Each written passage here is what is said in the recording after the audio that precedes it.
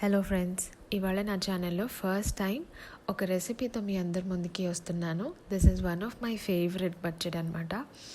Regular రోటి పచ్చళ్ళతో పోలిస్తే ఇది కొంచెం డిఫరెంట్గా, ఇంకొంచెం టేస్టీగా ఉంటుంది. ఇది కేవలం అన్నంలోకే కాదు, మనం మార్నింగ్ బ్రేక్ఫాస్ట్లోకి కూడా చాలా బాగుంటుంది, ఇడ్లీ దోశలోకి. లేట్ చేయకుండా వీడియోలోకి వెళ్ళిపోతే, నేను 1/2 kg టొమాటోస్ తీసుకున్నానండి. దానికి 10 నుంచి 12 పచ్చిమిరపకాయలు సరిపోతాయి. మేము కొంచెం కారం ఎక్కువ తింటాం కాబట్టి నేను 16 వరకు తీసుకున్నాను. దానికి 2 మీడియం సైజ్ ఉల్లిపాయలు సరిపోతాయి. వీటన్నిటిని ముందుగా కట్ చేసి పెట్టేసుకున్న తర్వాత దానికి తోడు 5 ఎండుమిరపకాయలు, ఒక గుప్పెడు వెల్లుల్లి, కొంచెం జీలకర్ర, ఒక 1/2 కప్పు వేరుశెనగ గుళ్ళు, ఉప్పు, కొత్తిమీర, 3 టేబుల్ స్పూన్స్ ఆయిల్ పడుతుందండి. కొంచెం ఎక్కువ పడుతుంది.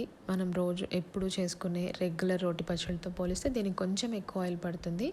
అందులో పచ్చిమిరపకాయలు వేయించుకొని అవి వేగిన తర్వాత ఎండుమిరపకాయలు వేసి, ఆ తర్వాత అదే ఆయిల్లో టొమాటోస్ అవి కొంచెం మగ్గుతున్నాయని అనిపించగానే ఉల్లిపాయలు కూడా వేసి మిక్సీ పట్టుకున్నాను.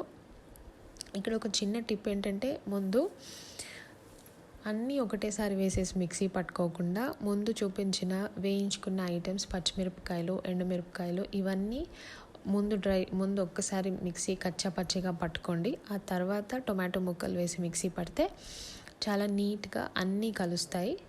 అలానే ఈ పచ్చడిని కంప్లీట్గా పేస్ట్ లాగా చేసేకండి. కొంచెం పలుకుగా బరకగా పట్టుకోండి. అప్పుడు టేస్ట్ కూడా చాలా బాగుంటుంది తినడానికి. మిక్సీ పట్టుకున్న తర్వాత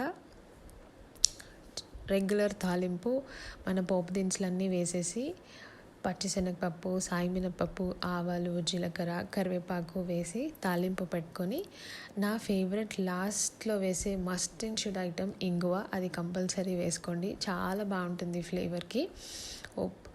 అంతే, మన రోటి పచ్చడి రెడీ అయిపోయింది. మీకు ఖచ్చితంగా ట్రై చేయండి. ఐఎమ్ షూర్ మీ అందరికీ చాలా బాగా నచ్చుతుందని అనుకుంటాను. Thank you so much. Please like, share and subscribe to my channel for more videos.